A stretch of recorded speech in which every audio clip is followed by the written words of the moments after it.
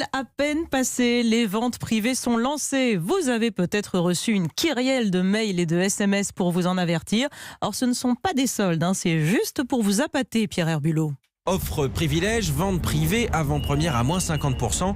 Les promos ont déjà remplacé les décorations de Noël sur les vitrines, à la grande surprise de Marlène, qui passait réajuster la montre qu'elle a reçue sous le sapin. Mais ça étonne, oui, évidemment. Est-ce qu'on paie le bon prix ou est-ce que le commerce ne fonctionne pas comme ça se faisait avant? C'est difficile d'y voir clair. A l'inverse, c'est bien pour ça que Liliane, Margot et Justine sont venues dans ce centre commercial.